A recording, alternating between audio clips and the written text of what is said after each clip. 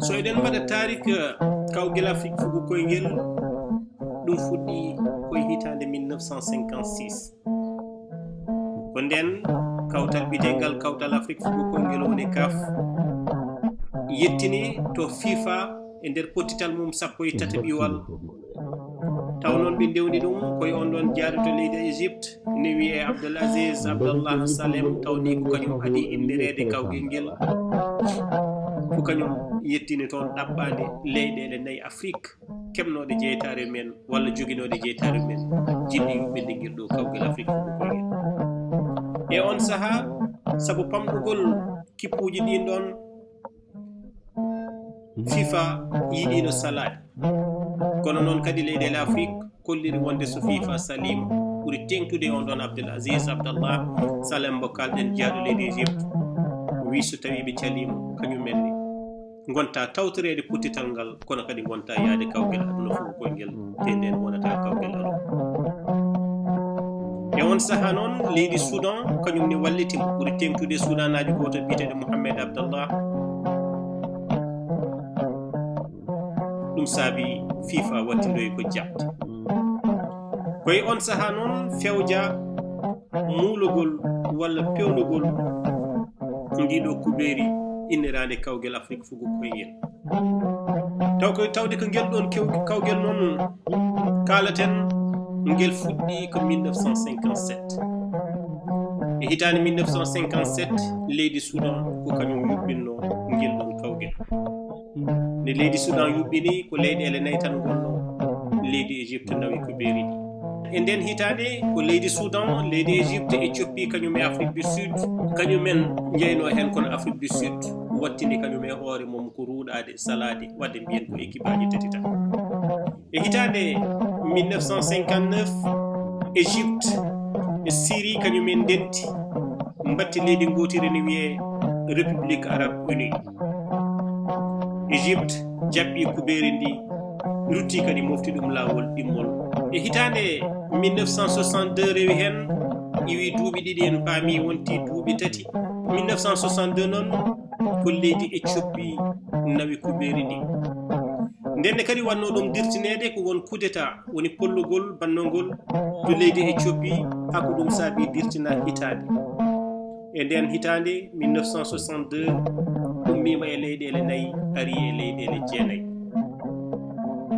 ko nden ni fuɗɗa waɗede ko wiyete phase éliminatoire kono gadunol ngol ko kala leydi Afrique tan ene jogui hakke jeeyede hen ala ni éliminatoire woni poɗodiral walla daftodiral ngam jeeyede hen leydi Égypte e Éthiopie jano final kono noon ko leydi Éthiopie nawno e ko ɓeeri ndi hitande fawi hen 1963 leydi Ghana e on saaha ko kañum heeɓi kuɓeeri ndi e nden hitande ko équipe aji jeegom feccinoɓe pouluji ɗiɗi taw poul foof no waɗi équipe aji tati leydi Ghana eɗen gandi heeɓi jeytari mum ko 1957 kono ko ngol woni gadunol mabɓe jeeyedi hen 1965 eɗen mbawi wiide ko nden hitande ni woni gadunol leydi Sénégal jeeyede e nder ngel ɗo kawgel kono laawol ɗimmol kadi leydi Ghana nawi coupe d'Afrique des nations nden hitande ni eɗen mbawi wiide ko leydi Tunisie joƴƴini leydi Sénégal kono ɓe joƴƴiniri ɗum koko wiyete ko meilleur corner woni corner uji ɓurɗi hewde 1968 woni Asmara laawol ɗimmol leydi Sénégal tawede ɗum on paami ko ɓeeri ndi eggi e duuɓi ɗiɗi watti waɗede duuɓi tati ngol woni gadunol Congo Kinshasa woni hande RDC Congo nawde ɗum 1970 Ghana kadi nawi kuɓeeri ndi nden hitande kadi kawgel ngel yuɓɓina ko to Soudan 1970 ko leydi Soudan nawi kawgel ngel 1972 ko leydi Congo Brazza nawi kawgel ngel 1974 ko Zaïre nawi kawgel ngel hande ne wiye RDC. 1976 ko leydi Maroc nawi kawgel ngel. 1978 leydi Ghana arti kadi ngam nawde kawgel ngel. 1980 leydi Nigeria nawi kawgel ngel.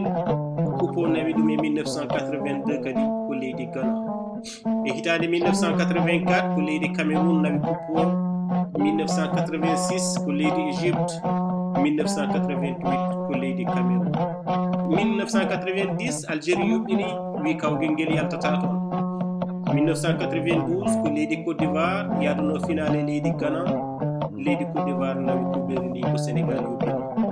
1994 Nigeria nawi kawgel ngel nde yuɓɓinano to leydi Tunisie. 1996 Afrique du Sud caggal nde heɓi wellitare mum tongi mum itta kañum yuɓɓini ko kañum kadi nawi.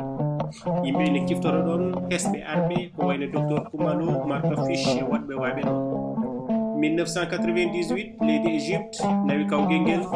E hitande 2000 leydi Cameroun nawi ɗum. 2002 kadi leydi Cameroun rutti nawi ɗum. E hitande 2004 ko leydi Tunisie nawi ɗum. 2006 Égypte heɓti. 2008 ha e 2010 ko leydi Égypte kadi regodiri ina nawa. Leydi Zambie nawi hitande 2012.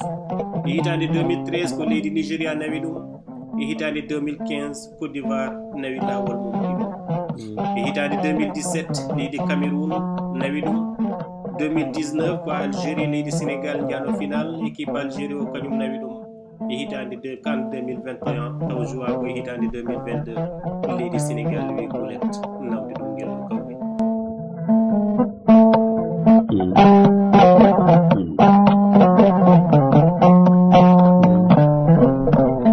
Leydi fof nawdi ɗum laabi tati ina rokke yo moftu kuɓeri ndi wonto jeymo heddo ka furto e fewnitoyde ɗum. En paami kadi won équipe aji ɗi gila 2019 garti e 24 équipe wonno 16 ɓeyda hen. ɗum ne rokki fartange leyɗele kewɗe ɗe kewani jeeyede kawgel ngel mbatti arde mbatti kadi jeeyede hen. Paamen kadi kawgel ngel to banggue régularité o so wona tan ko ina dirtino ɗum ko wayno Covid no dirtiniri ɗum ni e 2021 ha ari 2022 walla kudita bannoɗo e 1960 ko heddi ko fof kawgel ngel ina rewi law. hay so tawi noon ne wawi eggude ummo e hitande teelal ara e hitande timmal woni les années impair ara e année pair. Hande kadi ngel ɗo kawgel ina jeeya e ko ɓuri tabitinde gota ko Afrique. Ina jeeya kadi ko wallita Afrique heɓtude ɓiɓɓe mum jibinaɓe leyɗele ɓuɓɗi leyɗele tubakoɓe suɓotoɓe leyɗele iwdi jinnaɓe men ngara fittude te kadi tawa ina jiito hen koye men. Équipe Sénégal o wonko andi hen saabu ni ma mbiya ɓurɓe ɓe himmirde e nder ngal ɗo kiwidiral ene jii ko ɓuuri ko hen hewde ko jibinande leydi France. Kalidou Koulibaly mo ganno koye ɓen ɗon jeeya. Abdou Diallo koye ɓen ɗon jeeya. Bouna Sarr koye ɓen ɗon jeeya e waɗɓe waɓe no mabɓe ni kolliri koye menen ngel ɗo kawgel ngel noon jogori joɗade tan ko hitande wotere lebbi jeegom tawde kay fettaka nde foti noon fettede. ɗum saabi ngel fettoyte koye nde juin 2023 e nden hitande ko leydi Côte d'Ivoire jogori ɗum jaɓɓade.